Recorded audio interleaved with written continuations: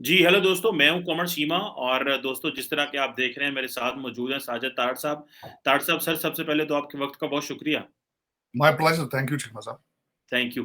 ताड़ साहब आज आपसे 1-2 बातें बड़ी ख़ास करनी है। पहली बात तो ये है कि ये पता चला है कि भारत ने ये फ़ैसला किया है कि वो जो G20 की मीटिंग है, वो इंडियन ऑक्युपाइड कश्मीर में वो करवाना चाह रहे हैं। पाकिस्तान ने इसको रिजेक्ट किया है कि जी ये जो प्लान है ये जो है वो कश्मीर की जो राइट ऑफ सेल्फ डिटर्मिनेशन है उसके खिलाफ है और इंटरनेशनल कम्युनिटी की जो कमिटमेंट्स हैं यूएन में ये उसके खिलाफ है।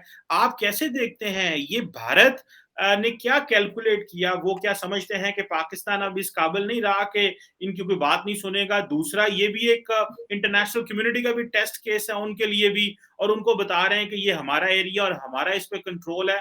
तो आप इसको किस एंगल से देखते हैं? क्या ये भारत का एक ग्लोबल क्लाउट है? नरेंद्र मोदी साहब की ये जो पॉलिसीज़ हैं उनका एक स्ट्रॉन्ग जेस्चर है या कि पाकिस्तान की कमज़ोरियाँ हैं? इसको किस एंगल से आप तार साहब देखेंगे? चीमा साहब, आपने अपने सवाल के अंदर ही कई चीजों का जवाब भी खैर दे दी है, लेकिन मैं थोड़ा सा इनको एलैबोरेट करूंगा कि G20 समिट अगर पिछले माजी में देखी जाए, जहां जहां भी होती रही है, वो एक तो बड़ी सीनिक जगह पे होती है जहां भी G20 मीटिंग्स होती है। दूसरा, मैं समझता हूं कि जो अगले साल ये होंगी मीटिंग्स, 190 मीटिंग्स होंगी भारत के अंदर, उनमें से कुछ फिर जो है they will take place in Kashmir. जो मैं समझता हूं उसके 370 आर्टिकल 370 के जाने के बाद कश्मीर के अंदर सबसे पहले ये बड़ी एक सिग्निफिकेंट मीटिंग होगी। इससे जो भारत है वो कई ऑब्जेक्टिव हासिल करना चाहता है, लेकिन उसके साथ साथ रिस्क भी बहुत ले रहे हैं, इसमें कोई शक नहीं है, क्योंकि अनरेस्ट भी वैली में मौजूद है और जो चीजें वो शोकेस करना चाहते हैं वो 1 मिनट के अंदर जो है वो दूसरी साइड पे भी जा सकती है।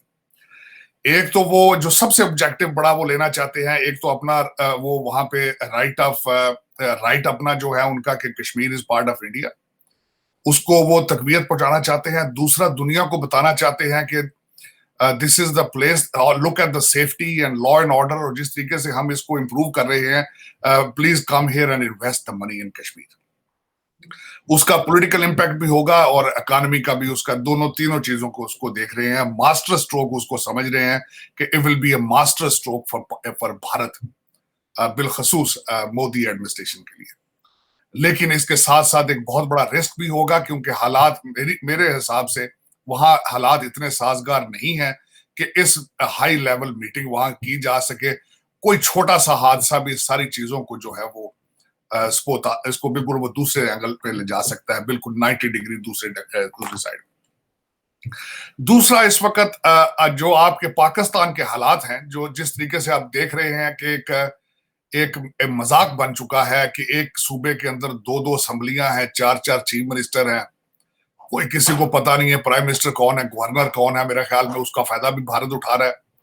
और मेरे ख्याल में आपका इस पे एहतजाज बनता नहीं है, क्योंकि आपके अपने होमवर्क के हालात इतने खराब हैं, पाकिस्तान के अंदर लॉ एंड ऑर्डर के इतने हालात खराब हैं, आप किसी पड़ोसी पे उंगली उठाने की पोजीशन में नहीं। फॉरेन पॉलिसी आपको खुद अंदाजा है, आपकी फॉरेन पॉलिसी ना होने के बराबर है। आपने फॉरेन ऑफिस को खुद ही ताले लगा दिए हैं, अपने एम्बेसडर्स के जो उनके सारे जो उनके इख्तियारात हैं वो खत्म कर दिए हैं आपने। तो आप लीडरलेस, होपलेस, फ्यूचरलेस किस्म का कंट्री दुनिया को जो पिक्चर ड्रा कर रहे हैं, उस पे आपके अखबारें 2-3 इस पे आर्टिकल लिखेंगे लोग, इस पे शायद कोई इस पे एक आध एंकर प्रोग्राम भी कर ले, वरना इससे ज्यादा नहीं जाएगा आगे। ना जाने की सकत रखता है, क्योंकि आप इस वक्त एक मर्दे बीमार हैं। आपकी इकानमी जो है वो बिल्कुल इस तरह है कि वो एक सिस्कियां ले रही है। अगर चाइना आपको रेस्क्यू ना करता इन दिनों में, तो आपके हालात बड़े खराब थे, ना पेट्रोलियम ले सकते थे। लोड शेडिंग में जिस तरीके से आप घिरे हुए हैं, आईनी बहरान है जिस तरीके से, आपके साबिक वजीर आजम जो है वो 3 टुकड़ों पे तैयारियां कर रहे हैं, और जो मुख्तलिफ अदारे हैं वो अब अपने अपने कोनों में अवाम से मुंह छुपा के फिर रहे हैं। और इस वक्त 5th generation war is on the peak in Pakistan. तो इन इन अंडर गिवन सर्कमस्टांसेस, जिस तरह मैंने बताया था, भारत जो मर्जी करे, जो अफगानिस्तान जो मर्जी करे, आपके पास कोई किसी चीज को रीबट करने की या किसी चीज पे तनकीद करने की सलाहियत आपके पास मौजूद नहीं। दिस इज मेरा मेरा जो टेक है उसके ऊपर। लेकिन जिस तरह कहा, मैं कह रहा था कि जी, और इस वक्त भारत जो है, पिछले जो 10 साल अगर 20 साल देखे जाएं, जिस तरीके से उन्होंने रीजन के अंदर एक मिनी सुपर पावर का रोल अदा करने की अपनी सलाहियत, और जो भी प्रोपोगंडा है, जो भी उनकी नेशनलिस्ट मूवमेंट है, हिंदुत्व आइडिया है, जो भी आइडिया है, उनका कामयाब है पूरी दुनिया में। इस वक्त वो फायदा उठा रहे हैं अमेरिका की वीक फॉरेन पॉलिसी का, अमेरिका को ब्लैकमेल भी कर रहे हैं चाइना के हवाले से, और उनकी हर चीज चल रही है इस वक्त आपकी। और आप जो है वो बिल्कुल बीमार है, आपके करप्शन के जो है वो इंडेक्स बिल्कुल दुनिया के वो अपनी हाईएस्ट पीक पर पहुंच चुका है, और अभी तक आपकी जो रूलिंग एलीट है उसके माथे पे कोई बल नहीं है। किसी के पास कोई सोल्यूशन नहीं है पाकिस्तान का। कश्मीर का सोल्यूशन तो तब होगा जब पाकिस्तान के अंदर अमन अमान होगा, लॉ एंड ऑर्डर होगा, आपकी अदालतें जो हैं वो इंसाफ देंगी, आपके अंदर हालात ठीक होंगे, स्टेबिलिटी होगी, तब आप चीजें इंटरनेशनल लेवल पे पॉइंट आउट कर सकते हैं। लेकिन इस वक्त लोग, सारी दुनिया देख रही है आपके हालात क्या है, सारी दुनिया देख रही है। आप सुबह आईएमएफ के कदमों से उठते हैं तो चाइना के कदमों में गिर जाते हैं। इसके अलावा, और सऊदी अरेबिया के 3 कंट्रीज हैं जिनके आप कदमों में पड़े हैं, चाहे वो आपको रेस्क्यू करें ना करें। और जो पैसा आना है वो भी रूलिंग एलीट ने खा पी जाना है, जनरल मैसेज तक कुछ नहीं पहुंचना। मैं यहाँ पे बल्कि बड़े दिनों से मैं चाह रहा था कि मेंशन करूं कि जिस तरह देखें, इन्होंने सुपर टैक्स लगाया है इंडस्ट्रीज पे, चीमा साहब, और देखा जाए कि कभी सुपर टैक्स वो भी आवाम पर जाना है, जाहिर है उसकी फॉरेन प्राइस उन्होंने पास ऑन कर देनी टैक्स की। तो इस वक्त कोई रिलीफ नहीं है, किसी के पास कोई प्लान नहीं है। आप, मेरे अंदाजे में आपका असली प्राइम मिनिस्टर भी लंदन में बैठा है, और असली आपका जो फाइनेंस मिनिस्टर है वो भी लंदन में बैठा है। मिफ्ता इस्माइल साहब को कोई इतनी सपोर्ट हासिल नहीं है अपने नून लीग के अंदर से ही, और उनके बारे में कहा जाता है कि वो खुद अरबपति खरबपति हैं, और सिर्फ उनको ही अपने एक मखसूस जो उनकी टोला है उसको उसके वो प्रोटेक्शन दे रहे हैं, कर रहे हैं। और दूसरी साइड पे खान साहब जो है, मेरे ख्याल में पोलो ब्रांड की कर रहे हैं आजकल बड़ी सख्त प्रमोशन। आपने नोट किया होगा कि पहले वो बास्केट में होते थे, आजकल जो शर्ट पहनते हैं पोलो की होती है, चाहे स्वेट शर्ट हो। मेरा ख्याल में खान साहब की अब जो कैंपेन है वो मेरे ख्याल है पोलो राफ वाले वो जो फाइनेंस कर रहे हैं। आज भी मैंने उनकी जो प्रेस कॉन्फ्रेंस देखी है, वही पुरानी कट एंड पेस्ट उनकी तकरीर थी, लेकिन पोलो की शर्ट वाज स्टैंडिंग आउट।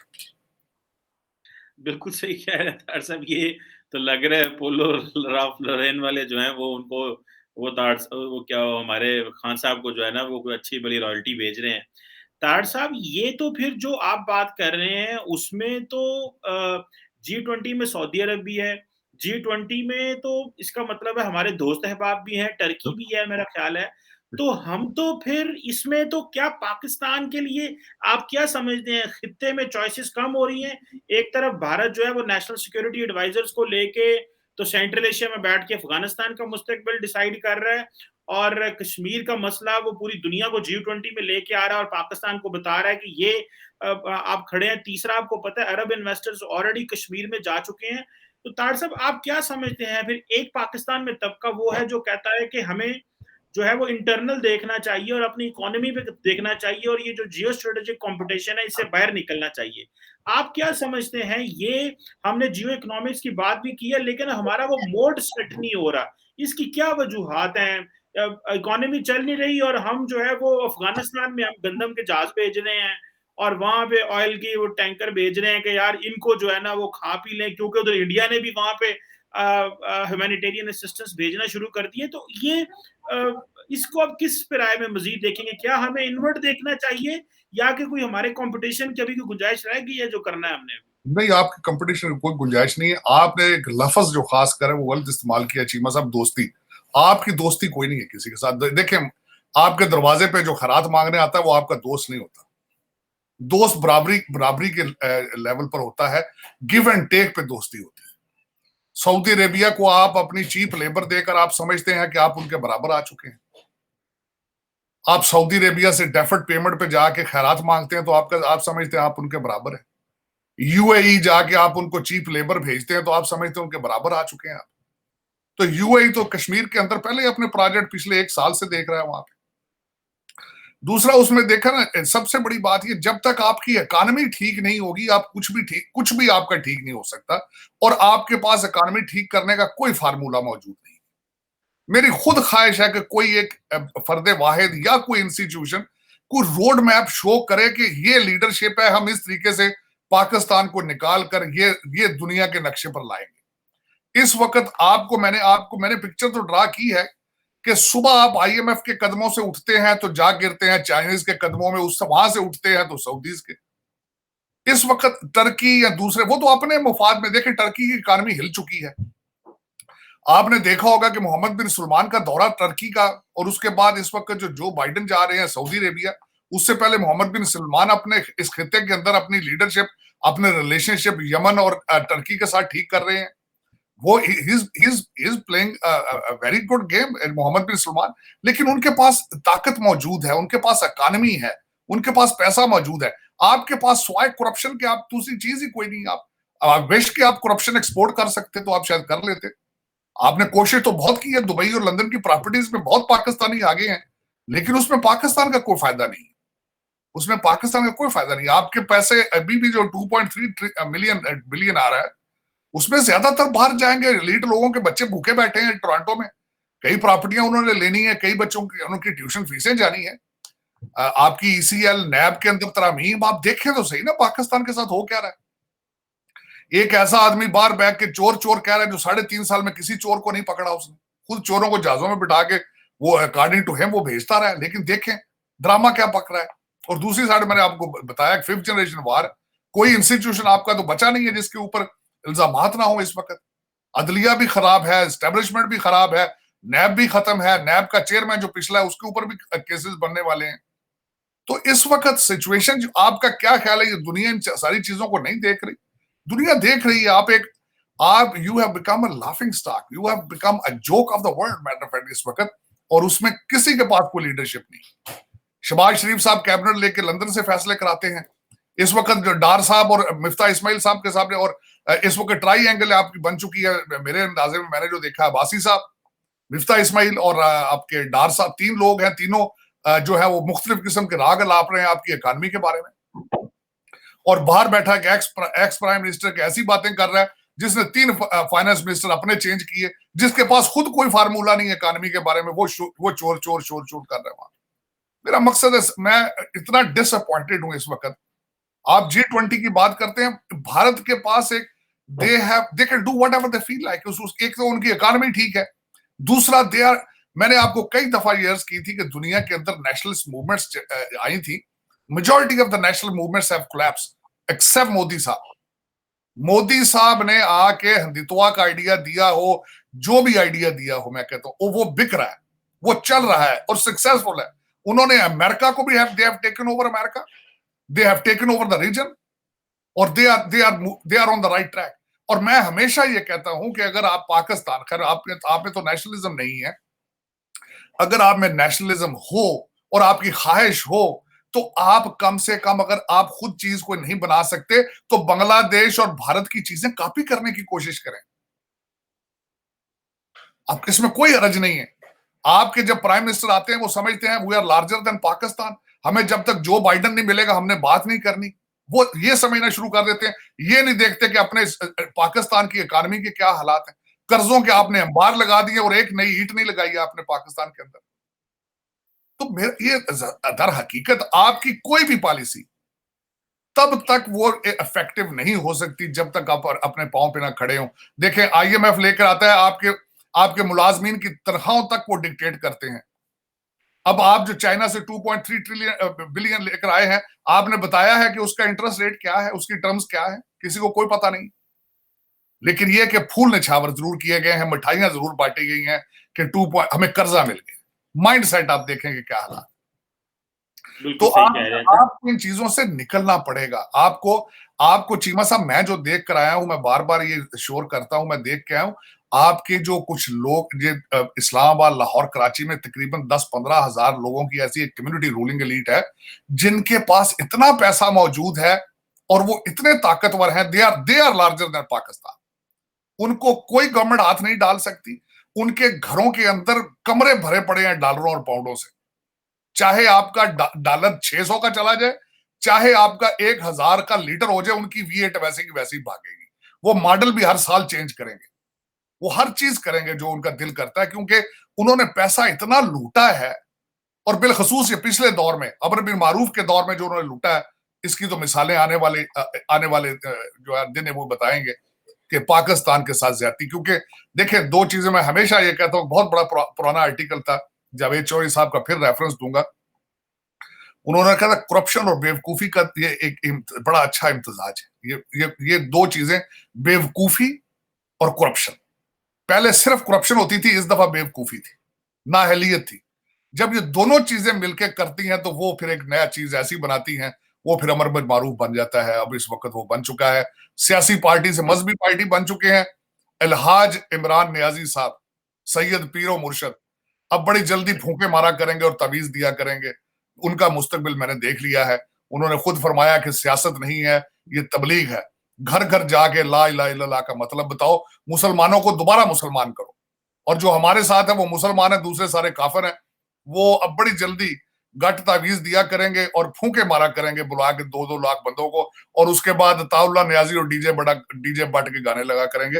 ये बड़ा हसीन इम्तजाज है जो लोग चाहते हैं। डेटिंग भी हो जाएगी, और मेरा मकसद है कि साथ अपना इलाज भी हो गया। किसी की कमर में दर्द है, बुखार शुगार है, तो वो खास अब इलाज पीरो मुर्शद फूक भी मार दिया करेंगे। अब ये हमारा मुस्तकबिल उस तरफ है।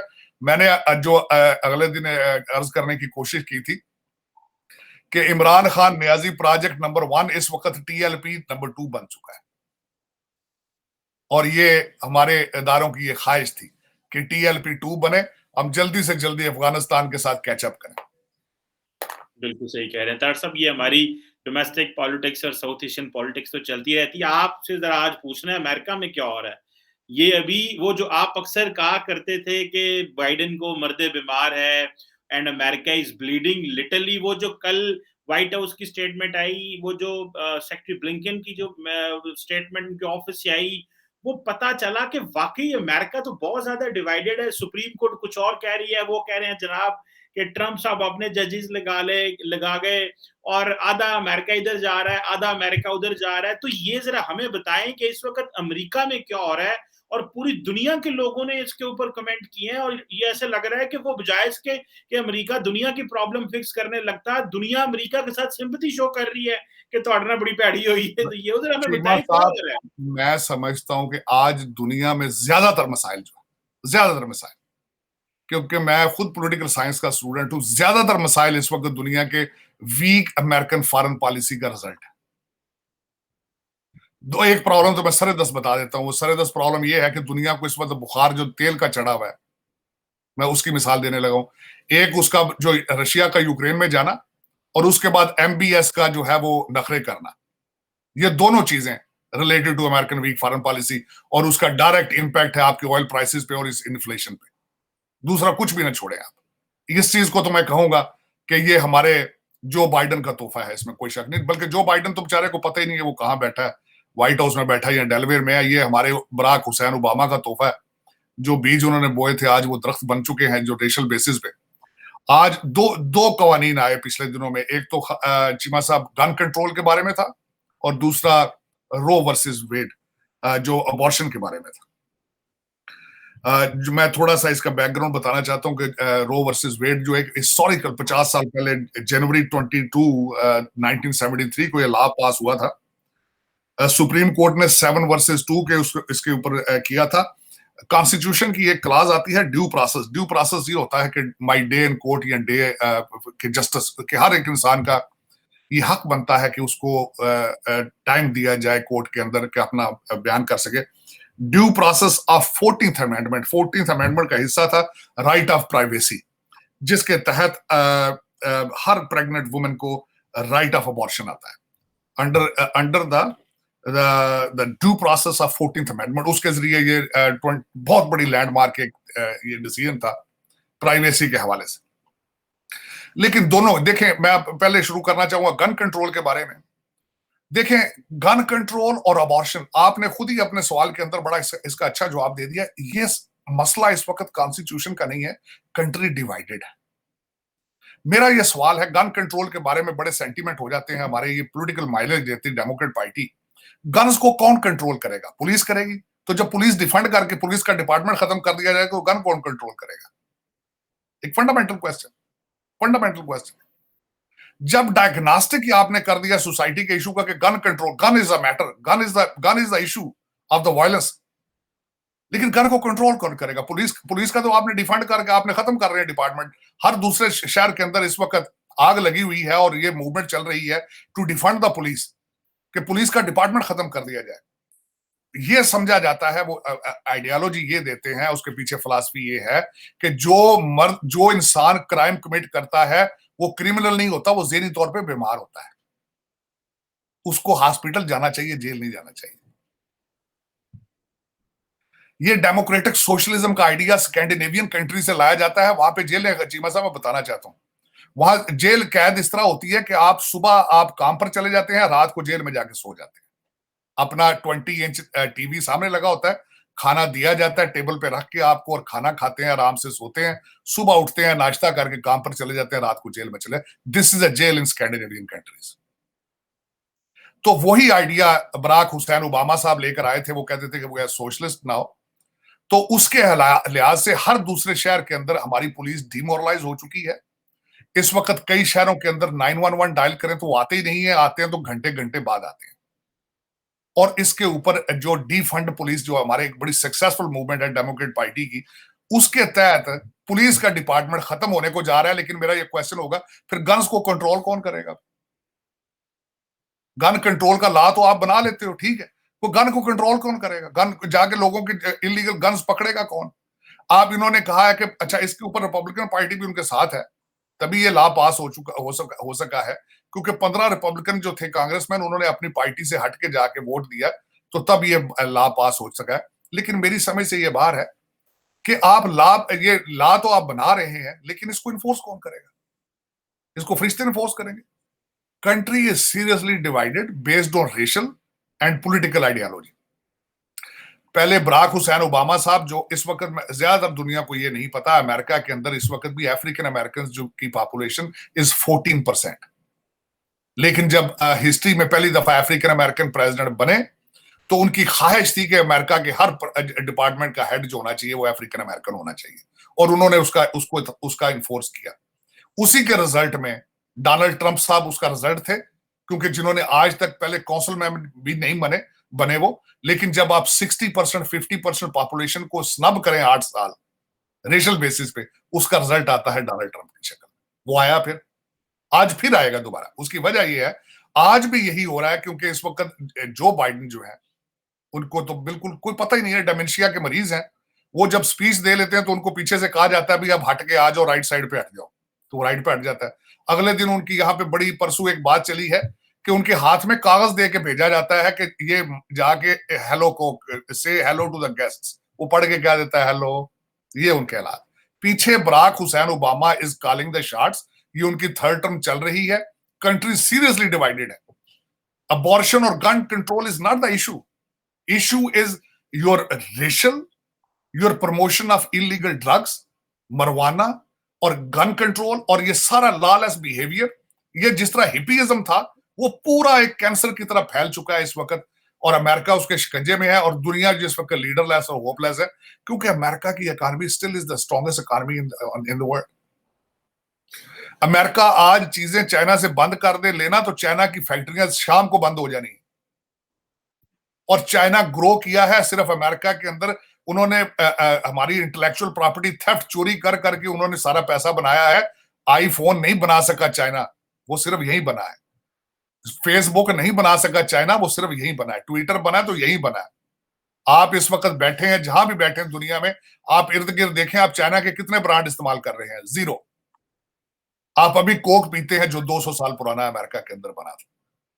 तो ये चीजें देखने वाली हैं कि देखें कि इंटेलेक्ट कहां है। हाँ, मैं एग्री करता हूं, कई चीजों से मैं डोनाल्ड ट्रंप से एग्री नहीं करता था, लेकिन उन्होंने चीजें आइडेंटिफाई की थी कि 18वीं सदी से लेकर शुरू की 19वीं सदी तक America was ahead in innovation. जो चांद पर लेकर गए थे, जिन्होंने पहला हार्ट की सर्जरी की थी, जिन्होंने बाद में अद्वियात बनाते हैं, जिन्होंने दूसरी सारी चीजें की थी, सारे अमेरिकन थे। अब इनोवेशन में पीछे हैं। अमेरिका के इस वक्त किसी बड़े स्कूल में चले जाए तो सिर्फ 2 रेसेस वहां बैठी हैं, या चाइनीज है या इंडियन है, वहां पे अमेरिकन नहीं है अब इस वक्त। This was identified by Donald Trump. ये इश्यूज हैं हमारी सोसाइटी के, और उस पे आके फिर वो बराक ओबामा जैसे लोग कैपिटलाइज कर रहे हैं। जिस तरीके से वो कहते हैं कि we are socialist, Bernie Sander कह देता है वी आर सोशलिस्ट।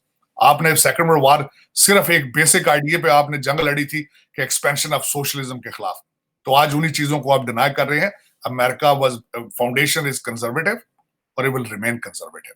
आइए उसी का रिजल्ट निकला है। सुप्रीम कोर्ट ने डिसीजन लिया है, गन कंट्रोल पे लिया, और मैं समझता हूँ बिल्कुल अच्छा डिसीजन था, क्योंकि we were moving towards socialism. कैप जो आइडिया था इनका Scandinavian democratic socialism, we were moving towards that ideology so fastly और सो फोर्सफुली। देखें 2 साल से इस वक्त अमेरिकन घरों में बिठा के गवर्नमेंट उनको पैसे दे रही, और मेरी नजर में, मैंने आपको शायद पहले भी कहा था, ह्यूमन इंस्टिंक्ट है, आप 21 दिन जो काम करते हैं वो आपकी आदत बन जाती है। अगर 2 साल से आप घरों में बैठे हो तो लोग भूल चुके हैं what is job, how to work, how to get up in the morning and go to work, क्योंकि गवर्नमेंट इज फंडिंग एवरीथिंग। वो कहते हैं कि we will tax big corporations to death, और वो हम अपना वो बनेंगे, उनसे पैसे छीन के तो हम ये दूसरों लोगों को देंगे। लेकिन मेरी आइडियोलॉजी ये है कि you can not penalize the success of people, you cannot, because they are smart people, they will take their money somewhere else, then what you gonna do? तो असल में कंट्री इज डिवाइडेड है चीमा साहब। उसके ऊपर सुप्रीम कोर्ट का कोई या किसी का नहीं है, कसूर नहीं है। ये मेरा मकसद, प्रॉब्लम ये है कि मैं समझता था as a student of political science कि we are going, democracy is going through reform, maybe reform हो जाए तो बेहतर है, ना रिफॉर्म हुआ तो country will be moving towards the serious consequences. Doctor साहब एक छोटा सवाल करूंगा इसके ज़िमनी, आखिरी छोटा सवाल है आपसे। आप कैसे समझते हैं डेमोक्रेट्स कैसे रिस्पॉन्ड करेंगे? क्योंकि जो प्रेस स्टेटमेंट्स आ रही हैं प्रेसिडेंट से, वाइस प्रेसिडेंट से, सेक्रेटरी ऑफ स्टेट से, वो तो ऐसे लग रहा है कि वो रिस्पॉन्ड करना चाहते हैं। क्या कोई नई कानून साजी करेंगे, या वो जो है वो उसकी कोई, इसको कैसे आप देखते हैं कि क्या करेगी हुकूमत आइंदा? क्या सड़कों पे लोग निकलेंगे, शोर करेंगे, या कोई एग्जेक्टिव ऑर्डर आएगा प्रेसिडेंट का? आप क्या देखते हैं डेमोक्रेट्स क्या करेंगे इस सवाल से? मैं आज सुबह जब मैंने उठ के सारे खबरें और सारा अपना सोर्सेज, अपना सिस्टम देखने की कोशिश की, तो आधा कंट्री जो है वो सेलिब्रेट कर रहा है, आधा कंट्री मुल्क को जलाओ घराओ की तरफ जा रहा है। और ब्लैक लाइव मैटर और जिस तरह की ऑर्गेनाइजेशंस बाहर निकलेंगी, जलाएंगी, और गवर्नमेंट चुप करके देखेगी और कोई प्रोसिक्यूशन भी नहीं होगी। This is what my prediction is, क्योंकि वही जिस तरह मैंने आपको कहा है कि country divided based on racial and political opinion, तो बिल्कुल आधा मुल्क जो है जलेगा, आधा सेलिब्रेट करेगा, और जो जलेगा उनको पकड़ेंगे भी नहीं, क्योंकि उसकी वजह यह है कि डेमोक्रेट, देखें जिस तरह वो कहते हैं ना कि हमारे आपके खान साहब कहते हैं जी पुरअमन एहतजाज भी कभी पुरअमन हुआ पाकिस्तान में, तो इसी तरह पाकिस्तान में, अमेरिका के अंदर भी जो ब्लैक लाइव मैटर जब जलाती है तो वो कहते हैं they have right to protest, तो वो राइट के प्रोटेस्ट में आधा कंट्री जला दें तो उनके माथे पे बल भी नहीं होगा। लेकिन वही होगा, यहाँ वही हो रहा है इस वक्त बिल्कुल। कई स्टेटों के जो कैपिटल हैं वहां पे ऑलरेडी हमले शुरू हो चुके हैं, और वो समझते हैं कि let them vent, then let them, इनको अपना ख्याल, अपना, they have a right to loot, they have right to destroy, उनका सारा कुछ है। अगर 6 जनवरी को कुछ हुआ है तो उसकी सजा अभी तक रिपब्लिकन पार्टी जो है वो पे कर रही है, अभी तक इन्वेस्टिगेशन है, अभी तक उनको जेलें हो रही हैं। लेकिन अफसोस के साथ कि कंट्री डिवाइडेड है, और मैं जिस तरह पहले आपको बता रहा था इसके कॉन्सिक्वेंसेस होंगे, क्योंकि उसकी वजह यह है कि majority of the country is conservative, वो लोग लॉ एंड ऑर्डर की रिस्पेक्ट चाहते हैं। Defending police is not, we are not ready for socialism. Bottom line ये है कि we are not ready for socialism. बिल्कुल ठीक है। Thank you very much Ayat sahab for helping us to understand the division in the American politics and the G20 summit in Kashmir जो कि India host कर रही है। Thank you very much.